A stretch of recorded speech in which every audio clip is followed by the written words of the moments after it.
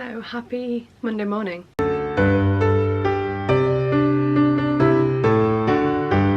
It's currently 1 minute past 11 and I've had a very slow morning. I woke up before my alarm. I woke up at like 8:30.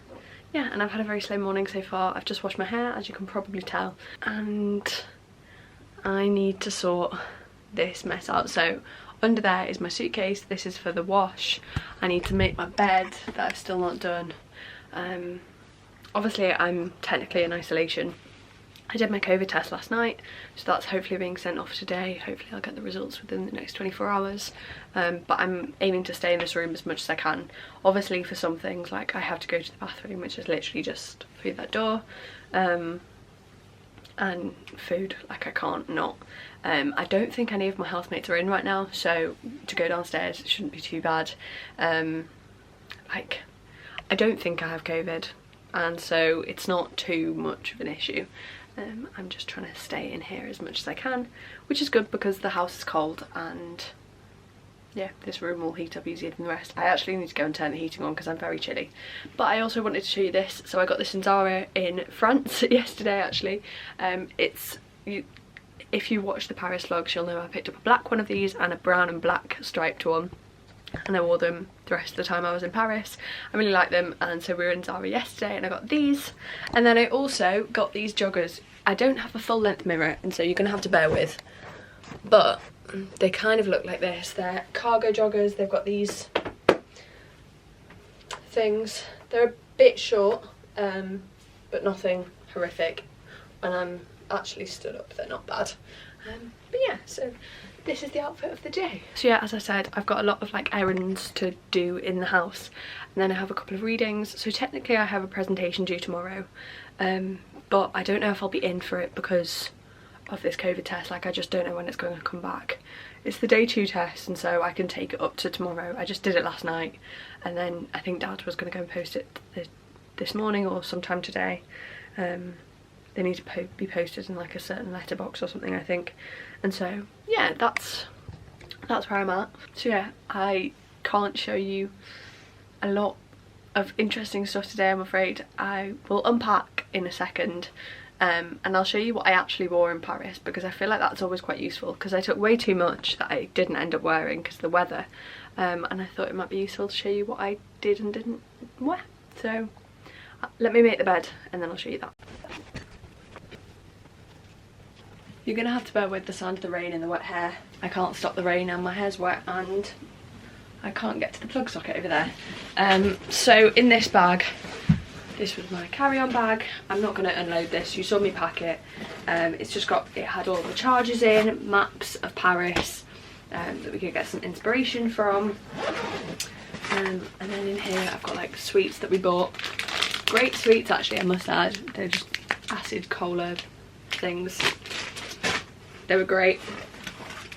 Leftover bottle of Coke, headphones. I actually found it really useful having a folder. So this had all our documents in it. It doesn't anymore because we've got rid of them since. Like boarding passes that we printed off. We couldn't print off the passenger locator form because we had to do it while we were in Paris, but it had everything in here. And then I just attached the luggage label onto the back of that.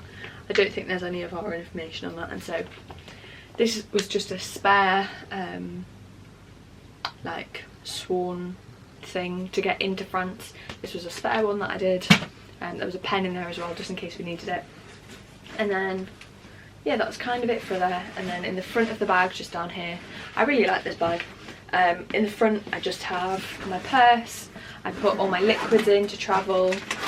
There's some more sweets. Again, these are an elite European sweet. Abby really doesn't like them, but I do. And then I just have my purse and my liquids. So that was kind of all that was in this bag. I'm not going to fully unpack it because I can deal with that at the moment. But I didn't carry that around Paris. Around Paris I carried this bag. So this just had my phone, my camera, this camera, and my purse. And they all fit perfectly in here. This was all we needed. It had a compartment at the front for the tickets. So to get around Paris, we used the T tickets. So that works on the metro, the bus, the RER, whatever that stands for. the trams, they all used the T-tickets, which was very useful because we could just buy like 1 or 2 at a time. Well, we bought a book of 10 on the first day. They just look like this, they're tiny, so they just look like that, and use them to get around Paris. So we used that. I had our COVID passes, just in case our phones died for the vaccination status. We printed them off. I'm not going to show you this because obviously it's got all my details on it, but we had them and I just carried them around Paris because for a lot of restaurants you need to prove that you're vaccinated, or that you don't have COVID to eat in there. Also, a thing we didn't know, if you're travelling to or from, well, I can only speak for Paris, but you had to wear a surgical mask on the plane there and back. There was no restriction on other masks as we know. We were never told otherwise in actual Paris, but to travel to and from Paris we had to have a surgical mask, which was a bit of a problem because I had my Hope like fabric one for the majority of the time, apart from on the plane, but luckily Abby had a spare one, so that was fine. But yeah, as I say, this is all you need to carry around Paris. I had this under my coat, so over my clothes, under my coat, and then I could kind of keep it handy at all times. It was easy to hold on to in busy areas because pickpocketing is a problem in Paris. There are signs about it all over the metro. It's just something to be aware of. I never felt unsafe in Paris, neither did Abby. There were armed police literally everywhere. Take that as you will. It's either a massive terrorist hotspot or they're just doing it to keep people safe. We felt a lot safer as a result of the police being around. So yeah, and then to get on to the rest of the suitcase. In here are some boots that I was going to take but never did, so ignore that. Do I wish I'd taken the boots? Maybe, but would I have worn them? Probably not. So to travel there and back in, I just wore these leggings. These are the velvet ones from Primark. They've got the fluff on the inside. They kept you warm. I'd 100% take these again. Keep you warm in Paris. It was always between 5 and 1 degree while we were there. So yeah, it was cold. Layers are what was important. This is what I bought in Paris. It's the same top as this, just in black. And I wore this on the plane home yesterday. It's a really thick material. As you can see, it's slightly cropped, so it works with leggings. Obviously I bought this there, but I'd take it back. And then a hoodie. I also travelled in this. I'd probably take a hoodie with a pocket next time, but this was my coziest hoodie and I just wanted to bring it with me. So of course I'd take a hoodie. Again, something I bought in Paris, this jacket. I think this is very Parisian, and because a lot of the clothes that you're wearing are to keep warm, if you want to look Parisian in Paris, or if you want to have a bit of a style, I'd dress up with the coats and accessories rather than like a nice top, because it will be too cold to take off a jumper to take a picture in it. You just won't want to do it. So that's what I'd recommend for that. A hat. I actually never ended up wearing this. Abby wore it because I had a hood on my coat. I probably wouldn't take this again if I'm taking the same coat. You'll have seen it. It was a big fluffy black one with a massive hood. If I was taking that, I wouldn't take this, but if I was taking a different coat, I would. So if I just had this coat, I would take the hat, because it kept your hair dry, because it did rain a lot in Paris. A curler. I curled my hair whilst we were there. I didn't straighten it. I just washed it in the hotel one night. There wasn't any hairdryer in our hotel, and so I just curled my hair the next morning. I think it looks nice. I prefer my hair curled. I'd take that again. Again, another top. As you can see, this still has the label on it. I bought it there, and so I can't really comment on if I'd wear it again. I probably would, because I'm wearing this and I wore the black one. But yeah, perfect top. Underwear can just go over here for the wash. Pyjamas, again, self-explanatory. They're just going in the wash. Okay, things that I probably wouldn't take again. This dress. I had visions of walking around Paris in a dress and the boots and tights. I never ended up taking the boots, and therefore wearing black tights with white trainers looked a bit funky, and it was freezing, and so I didn't really fancy getting my legs out in tights even. and so I just wouldn't take it again. Same with this jumper, so I took the jumper to wear on top of this dress, and I just didn't wear it. It's an awkward length if you're not tucking it into something or wearing it over something, and so I just never reached for it. Again, another plain simple top. I wore this on the way there, I layered it, so I had this and then I had a long sleeve top over it. Any under tops that keep you warm are fine. This is a ribbed one, so it's really thick, again from Zara, so it just kept me warm whilst I was there, and it's all it needed to be. Perfume, self-explanatory.